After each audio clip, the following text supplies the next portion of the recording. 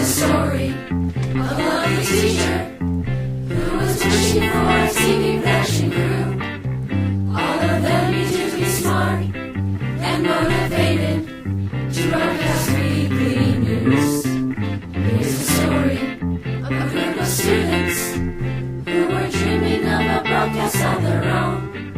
There were 10 students sitting in their classrooms, and they were all alone. So the one day when the teacher met these students, and they knew together they'd become a crew, that this crew would somehow form a family, and that's the way we became Cougar News. Cougar News. Cougar News. That's the way we became Cougar News. Hi, and welcome to another edition of this week's Cougar News. I'm Jack Nathy. And I'm Nathan Sontag. There's a lot going on this week, so let's get the ball rolling. Let's head over to Mia, who did a story on the safe school partnerships with other schools in the St. Louis area. Recently, St. Louis area police and school administrators have met to discuss intruder disarmament training offered at school districts around St. Louis. The purpose of the meeting was for school administrators, the St. Louis Police Department, and Safe School Partnership to meet and discuss emergency plans for the corresponding schools. The Safe School Partnership of St. Louis County was launched in 1998 and is a collaboration between County Police Department, area police departments, school districts, and other concerned agencies that want to assure safety of children. There were more than 150 representatives that attended, including Hazelwood, Clayton, and Melville. I talked with Officer Crass. The way I understand it is they're putting a bond issue before the people of the Rockwood School District to bring in extra security for their schools. And the security, they're not calling them security guards as of this time. As of right now, they're going to be calling them hall monitors. And it's just going to be people who sit in the halls by doors, entrances, exits, and monitor the movement of people in and out of the building.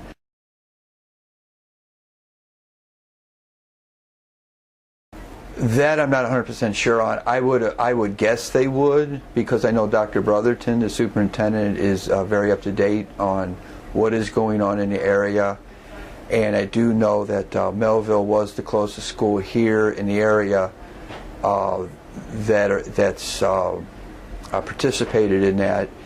For Cougar News, this is Samila Haseda. So Jack, what have you been up to lately? Oh, I did a story on the Boy Scouts. Sounds pretty cool. Roll it.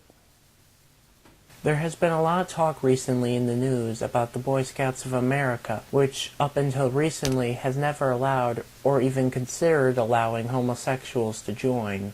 However, it appears that the BSA might be considering lifting the ban on homosexuals after years of public pressure. In fact, according to an article from U.S. News, companies like UPS, Intel, and Merrick have refused to donate any more money. And, according to a national poll done by Quinnipiac University, 55 to 35% of registered voters favor ending the ban. In addition to that, Reuters.com reports that the Boy Scouts of America has pushed consideration from January 28th to May at its national meeting. What do you think about the recent talk about lifting the ban on allowing homosexuals to join the Boy Scouts? Well, I think it's just evidence of a greater societal or cultural shift towards civil rights, and that specific item there. I think we've lifted the ban on gays in the military, and I think it's an appropriate question for our society to start asking. What do you think about the recent events going on with the Boy Scouts of America? I am hopeful, and I'm happy that they seem to be moving forward with overturning their policy against having gay members. I'm a little bit, I wish they hadn't put off the vote. I think it's pretty clear the time has come. I think the Boy Scouts has shown that they're a very good organization which develops some very strong skills in their young people.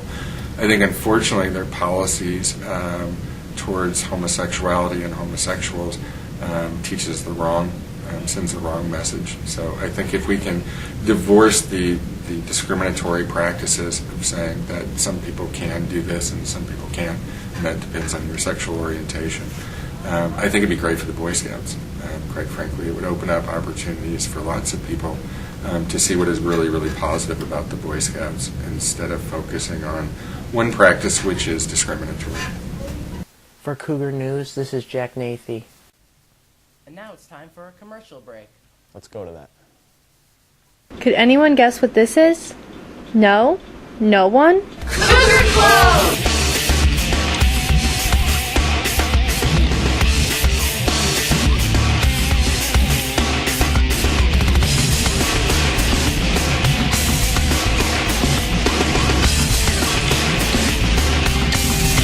Cougar Clothes! I'll see you here.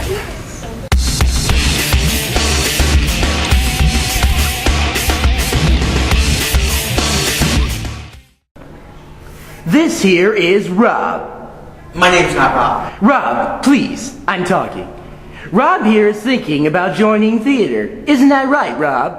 I was thinking about it, but then... But what, Rob? I mean, I don't know if I want to act. Well, that's okay. There are plenty other departments for you to join.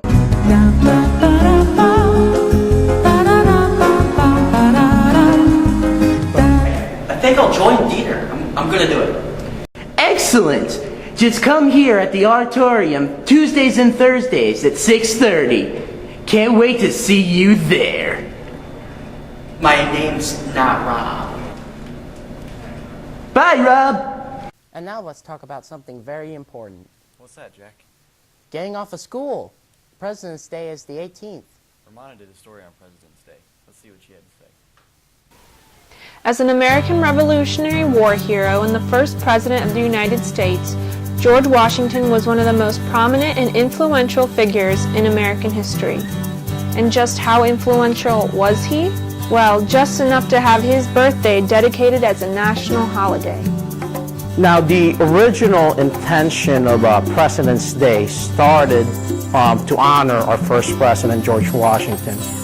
When George Washington passed away in 1799, the country wants to honor and pay respect to him and to celebrate his birthday, which is February 22nd.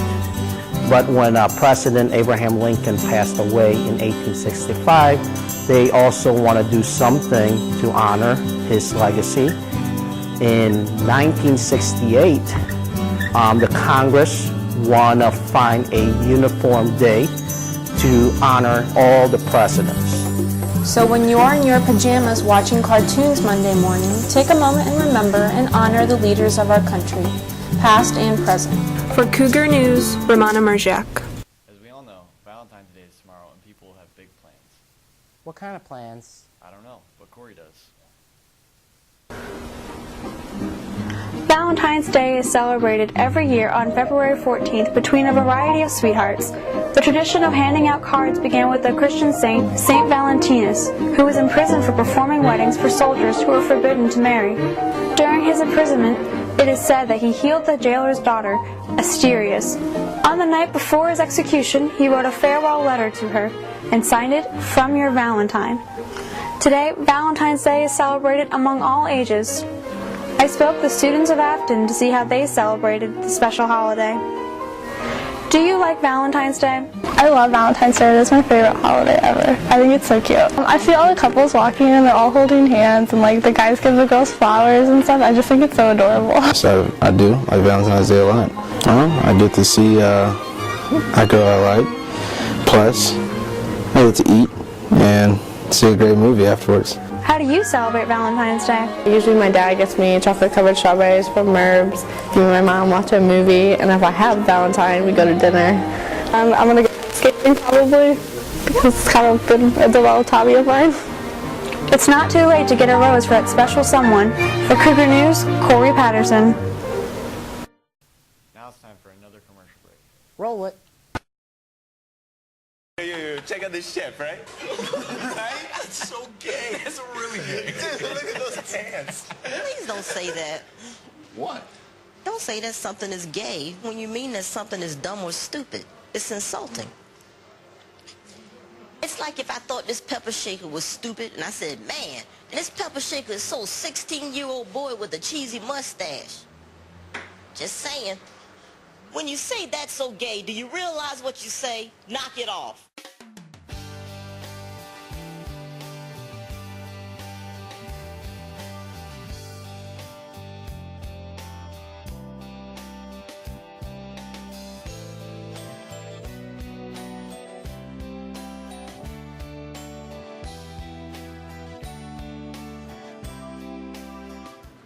It was fun. He's so sweet, and I really like him. No, I don't think I'm ready for that. Do you remember Becky and John? Yeah, and I don't want to have to worry about pregnancy and STDs and other complications. Last but certainly not least, Decca is always up to something. Let's head over to Lena and see what's happening. Sounds good to me. Many have been wondering about DECA districts and state. I go to Affton students and staff for more information. All right. This year, DECA district competition was at South County Mall on February 4th. We competed 33 students, 12 of which qualified for the State Career Development Conference, which is at the Lake of the Ozarks. The students are being kind enough to give up their spring break time, Sunday through Tuesday, March 17th through the 19th. Amel and I worked really hard on our project, and we got first place. And now we're going to go to state and hopefully rock state, but we still have to revise some stuff. If they are able to do well at state, which I expect them to, we will be able to qualify students to the international conference, which is in Anaheim, California this year, which is pretty much the ultimate goal. This was Lena Fountain with Cougar News. Well, that's all the time we have here at Cougar News. I'm Jack Nathy. And I'm Nathan Zontag. Have a wonderful day. Bye.